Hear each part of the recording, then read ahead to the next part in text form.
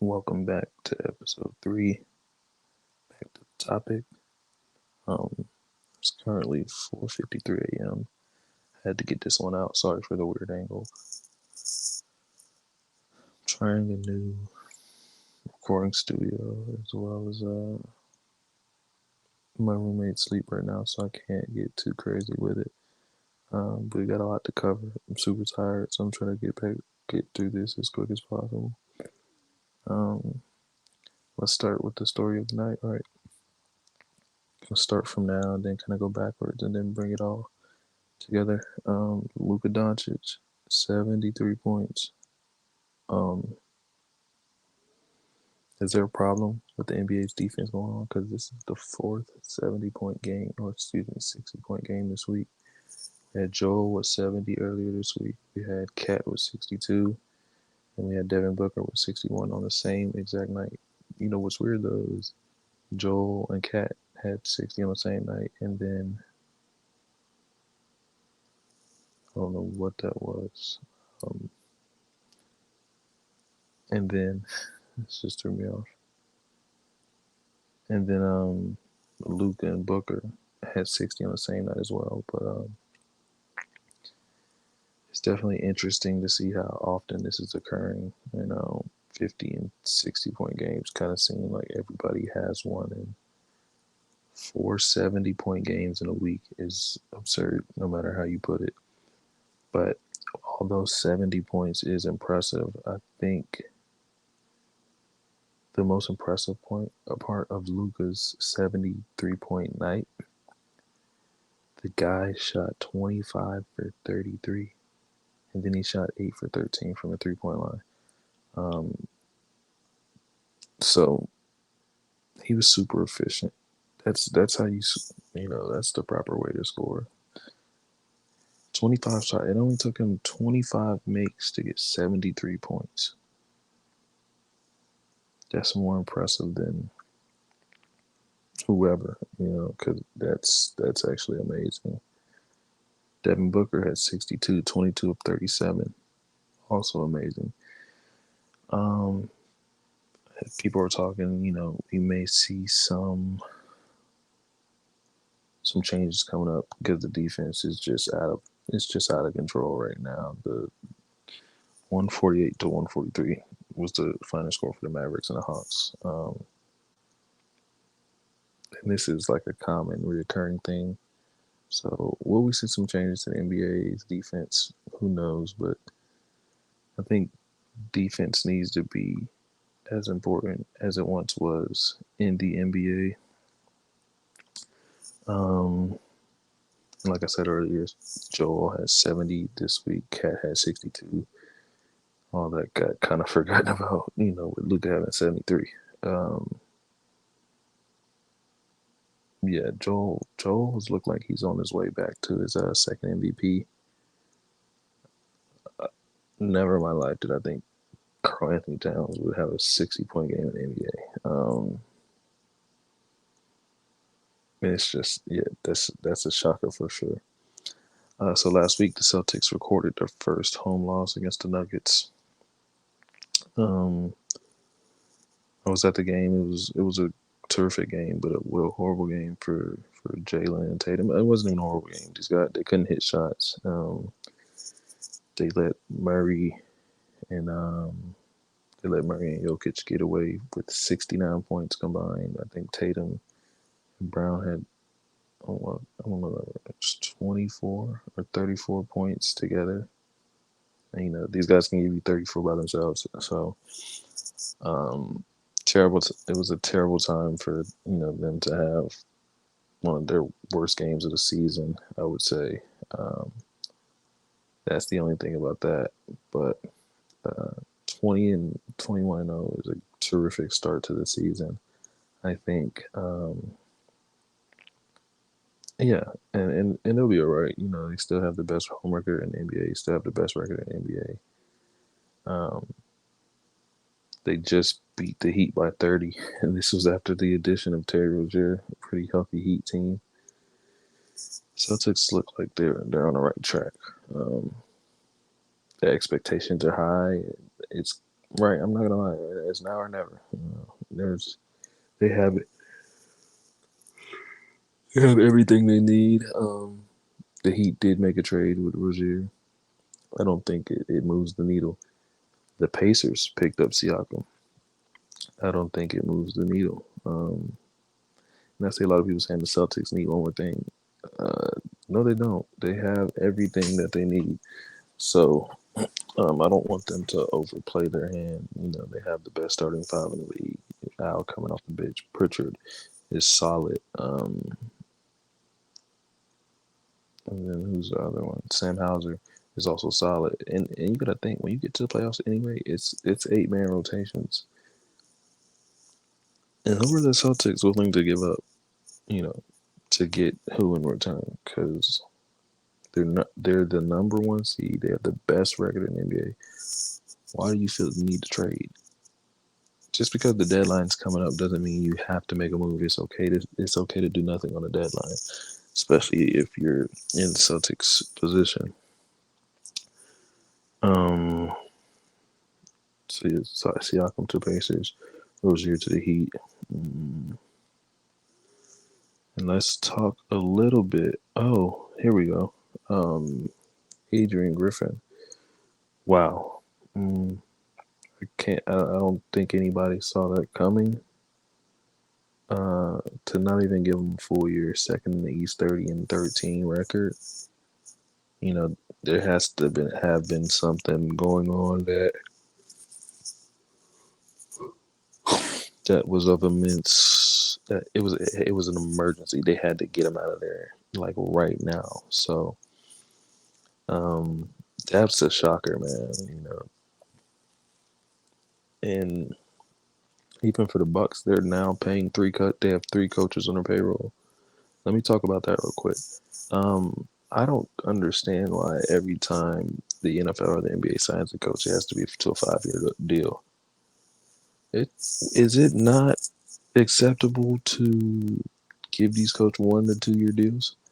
Every time I see a coach get hired, whether it's their first stint or their fifth stint, it's always a 4 or 5 year deal. And in today's NBA, coaches aren't lasting 4 or 5 years. Everybody's in a win now window, and if you don't win, you're out of there. And if you do win, you're out of there the following year or the year after that. So these 5 and 6 year contracts for every coach, I think, are terrible because you could end up like the Bucks, who are still paying Budenholzer. They still owe Adrian Griffin money, and then they just signed Doc Rivers to a 4 year deal. I think or 4 or 5 year deal. It's like 2029 or something. Um, and speaking of Doc Rivers, how like it's honestly amazing. He hasn't won a championship since the 2008 Celtics. He's coached the Chris Paul, Jamal Crawford, Blake Griffin Clippers, and then he went over to coach the Joel Embiid Celtics, and he failed in both of those positions, right? So my thing is, I'm a little bit confused on what these organizations continue to see in Doc Rivers and how he continues to get. And I'm all for the black man, but come on, come on, like what what are we going off of? I'd rather give a new coach a chance than keep giving Doc Rivers because he's. I think he's done the least with the most. He's he's had terrific players on his team, and he's failed to do anything outside of the Celtics. He hasn't even made it back to the finals. So how he keeps getting opportunities, I don't know. But he's a black man, and I'm never gonna, root against the black man. But my goodness, I don't know how many breaks he's gonna get before. I mean, this is getting kind of ridiculous. Okay, so let's talk about the NFL now. Um, let's talk about the coaches first before we get into the actual NFL. Ryan Harbaugh to LA. great move. Um, Raheem Morris, but hold on, let me talk about Harbaugh real quick. I don't think Harbaugh has ever coached a quarterback as talented as Justin Herbert, and we know Harbaugh is a big run philosophy guy. So I'm very, very interested to see what Justin's numbers and his utilization looks like under Harbaugh because he's extremely talented at throw the football.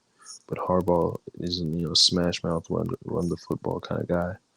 Um, so there's a little bit of contrast there. Um, but I'm excited to see what he does with that. There's no telling. And I think the Chargers got a lot of things to figure out. Keenan Allen's getting older. Quentin Johnston was a disappointment this year. Mike Williams is coming back off of injury. Eckler had a very, very down year. But I think that's a decent situation for Harbaugh to go to. So yeah, I'm excited about that. Raheem Morris also to the Falcons. I'm not sure what to say about that. I think the Falcons' offense was the problem, right? So I would have liked to see them go with an offensive mind instead of a defensive coordinator in Morris. I think he can be successful, but like I said, I think the offensive mind would have made more sense to me. Um, but like I said, I'm happy for the black man, and it's good that they're giving out opportunities to newer coaches. Who else got hired this week? Canales, Bucks offensive coordinator. He got hired. I can't say that I saw that one coming. Yes, the Bucks, surprised a lot of people this year. But also, are they a victim of being in the worst division of football? Nonetheless, they did exceed expectations 100%. So I can't hate on that at all. I didn't know. I didn't know they did well enough to have their coaches up for head coaching positions, especially on the offensive side. Um, so for sure, I'm surprised by that as well. Who else got hired? Um, Give me a second.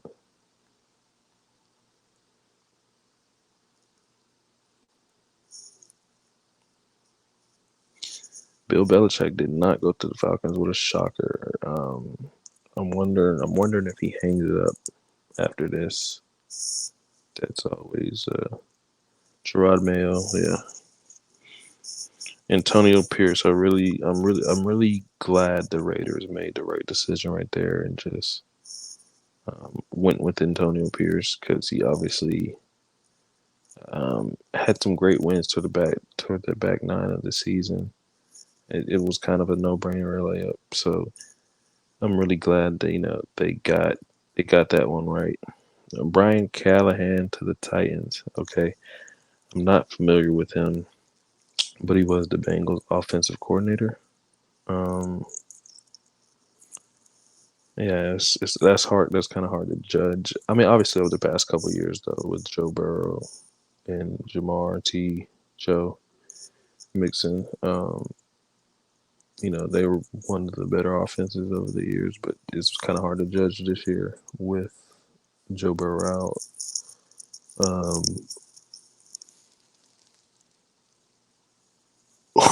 I think that Titans job is also might have been the least the worst situation to be in.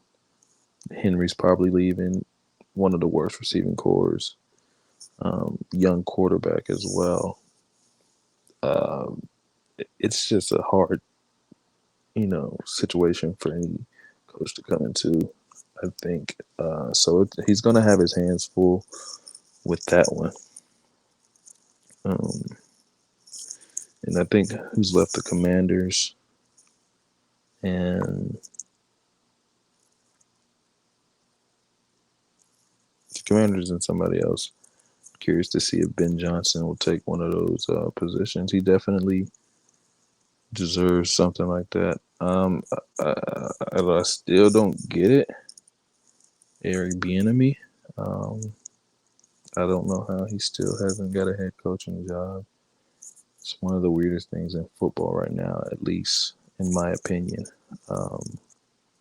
Because you know, Washington didn't have a problem getting yards or scoring the ball this year. And we did see the Chiefs struggle a little bit.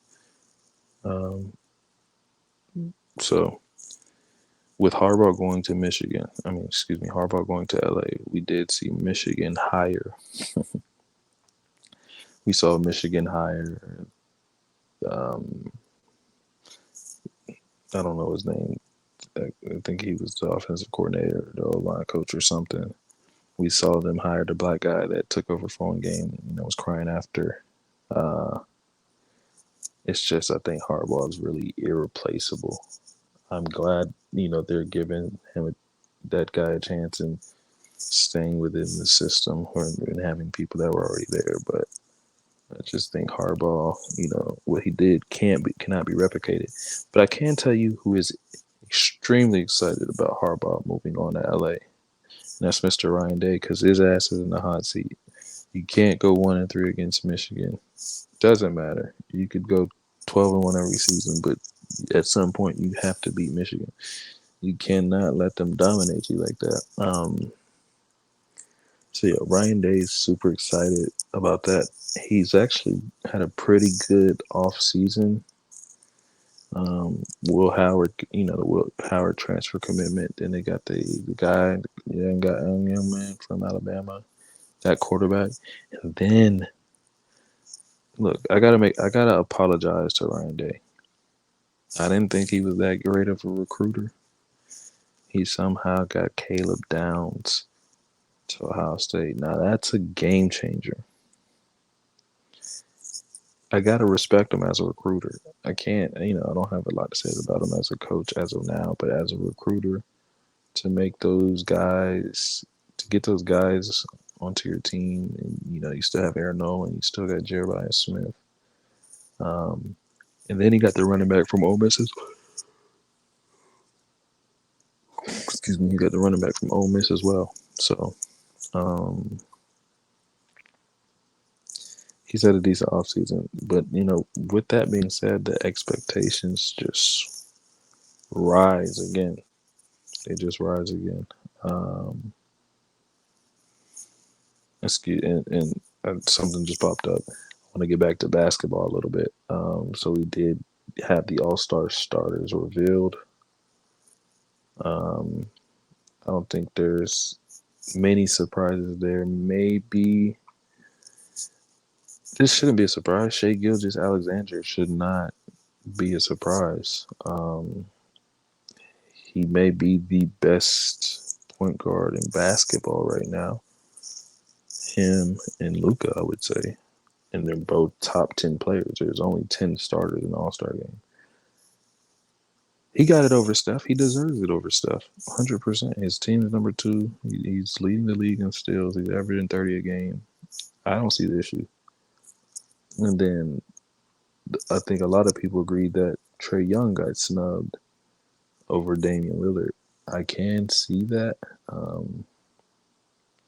Dame hasn't been the typical Dame that we usually see. But at the same time, I don't understand the Trae Young hate. There's no reason he shouldn't be a 4 or 5-time All-Star since he's gotten into the league. But obviously, there's a lot of politics going on. I can't understand it for the life of me. He's been a top 3 or 4 guy at his position for the last couple of years.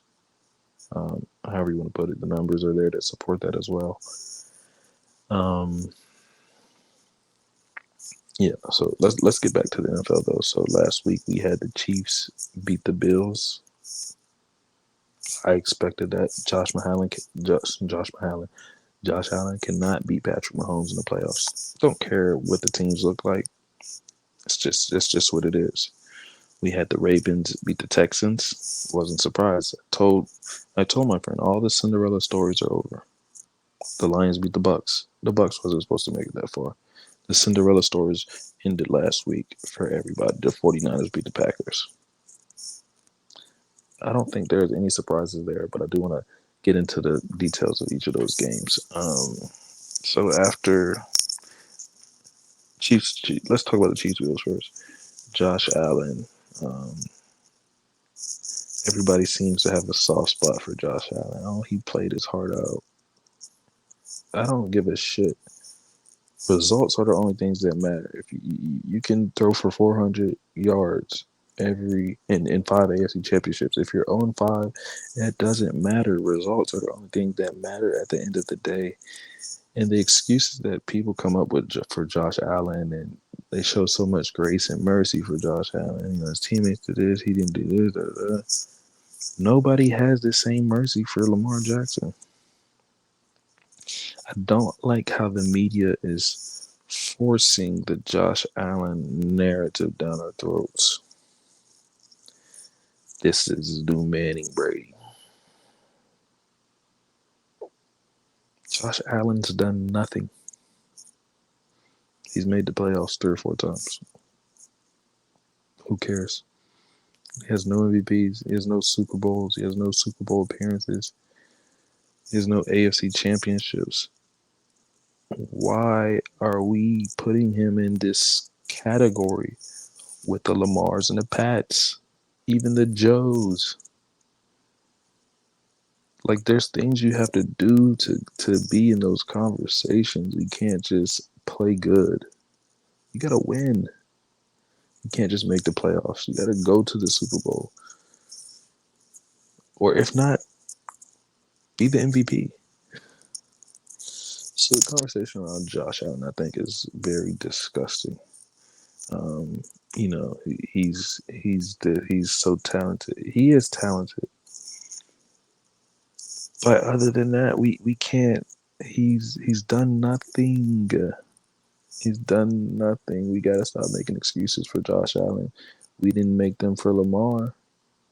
The only thing that matters in this league is winning.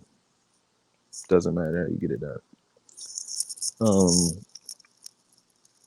So yeah, I'm glad we can kill the Josh Allen noise. Once again, we do it every year.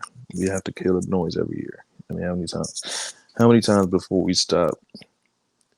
And it just because you play each other a lot of times, that does not make it a rivalry. A rivalry is between two teams that are equal,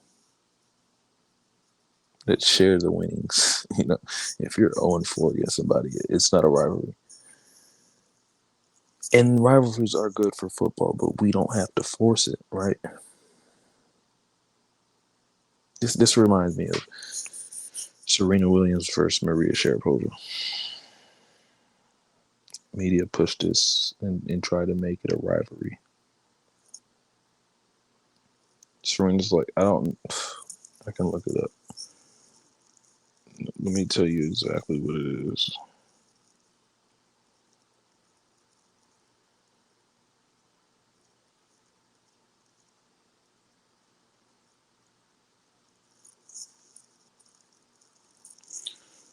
Serena is 20-2 against Maria Sharapova. You don't have to force the rivalry.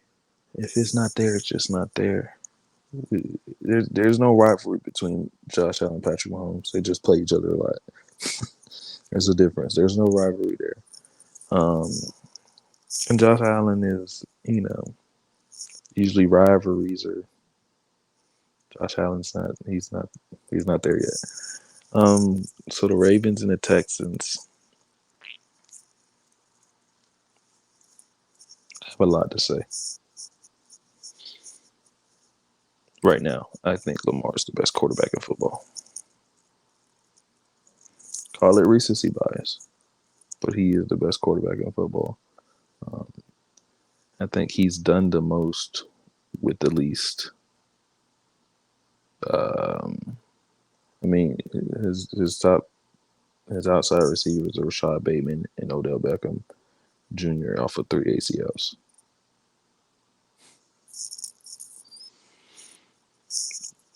We have to.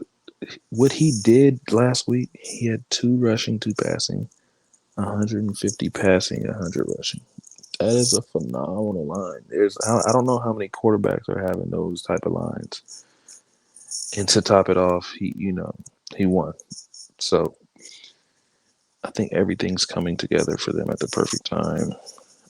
Their defense is in a tremendous rhythm. Um, and my friend, he killed me for saying, Lamar's the best right now. He insisted that Patrick Mahomes was by far the best quarterback in the NFL. I said, okay, I understand, but he's not by far, right? He's by far the most successful as of now, but Lamar's going on his second MVP. He's first full healthy season. He's going to his first AFC championship. If he makes it to the Super Bowl, um, we're gonna have to have some uncomfortable combos, right? And I think Pat Mahomes is great. And if you think Pat Mahomes is the best quarterback in the league, you're not wrong. But the gap isn't that far. They have different styles. I understand that, and Pat has got it done time and time again. But I'm talking right now, right? Lamar played 12 games in the last 2 seasons, so I understand that. But right now, fully healthy Lamar, he locked down the 1 seed. He's going to get an MVP, and he has a chance at the Super Bowl. That's just how I feel about the situation. And then what do we have here? The Lions and the Bucks. I think the Lions are so well balanced, and what a year for Baker Mayfield and the Tampa Bay Buccaneers. What an incredible year! These guys exceeded by every measurement pretty much. And I look forward to seeing them. 49ers and the Packers. Let's talk about some more discourse we have going on. Brock Purdy. Earlier, I just said the results are the only thing that matters. Purdy's, I don't know what, 25-4, something crazy to start his career. Back-to-back NFC championships, secured the number 1 seed, and then he's top 5 in passing yards and passing touchdowns. Call him what you want, but you can't sit here and tell me this guy isn't good. He's okay. Somebody has to make these throws at the end of the day, right? And we like to pick and choose when we give credit. He's made great throws. He's made great passes. He has the numbers to support it. He's going to back-to-back NFC championships. He locked up the number 1 seed. You can't just put anybody back there and they're going to do what he does, right? Obviously, I'm not talking about the most elite quarterbacks in the world, but there's quarterbacks, you can't put back there that are starting quarterbacks. I don't think they play the same. I'm not saying he's, top 5, maybe not even top 10, but he's good. He's good. He's a good quarterback. So we're not gonna. I can't. The people sitting here telling me he's not good. I can't stand it, and I can't respect it because after Jordan Love beat the Cowboys, I saw top 10 tweets. Jordan Love top 10 after he beat the Cowboys.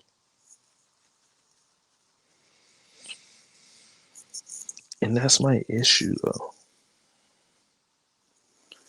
There's certain quarterbacks that, we see the 1 or 2 games. He's the guy. We've seen almost 30 games of Brock Purdy now. I hear people, oh, he's got to prove it to me. Jordan, what did Jordan Love prove to you? That he could beat the Cowboys in the playoffs? What did Josh Allen prove to you? Why does Brock Purdy still have to prove it?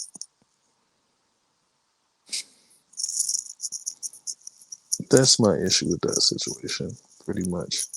Um, and I had I don't know how to work this specific streaming application or site because I would love to enter the clip. Explain. Okay, that's fair. All right, we're going Mahomes. Yeah, let's go Mahomes. Yeah, that's good. That's easy. That was easy. Was it easy? Sean O'Hara. Well, listen. You're not gonna get off.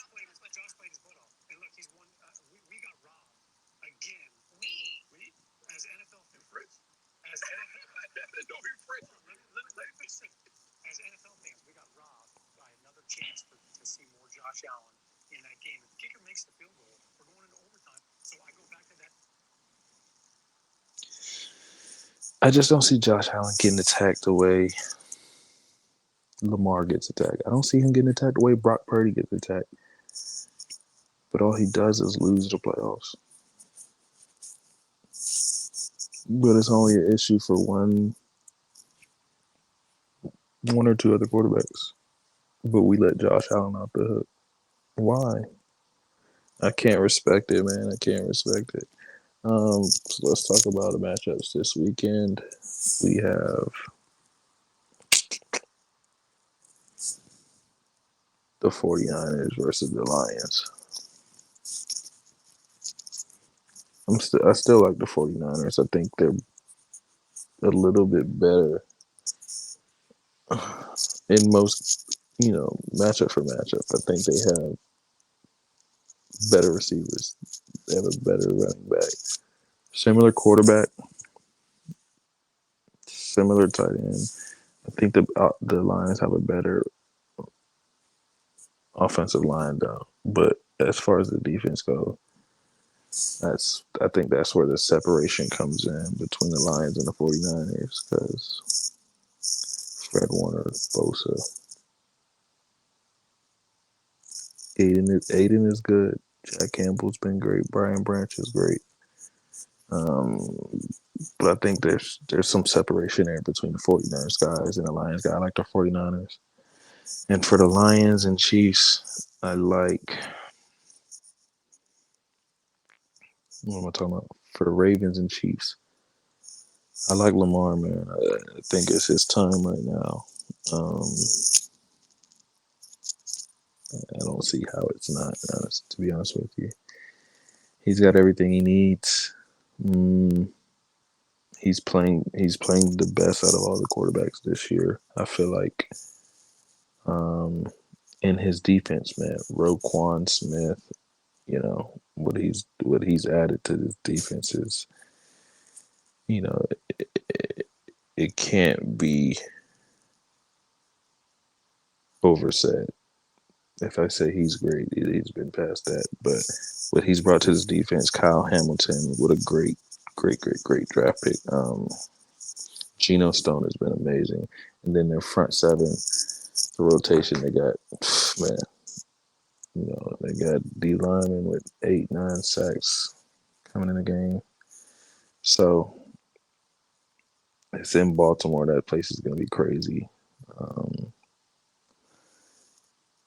And my goal here with this podcast is just to get my talking points out there because I really enjoy talking about these things. I'll try to have a more set schedule once I know how to work these softwares and these podcast studios a little bit better. I'm hoping at some point, when I can catch a rhythm, I can get some special guests on for you guys, whether anybody watches or not. I just like talking about these things. And if you are watching, feel free to comment below on any opinion that you have or anything you want me to talk about. And I'll be back next week. I'll drop the episode a little bit sooner. So If you watch, I do appreciate you. If you, you know, tell a friend if you don't mind, show them, I don't know, 30 seconds. Uh, Anything is appreciated, and I'll see you next time.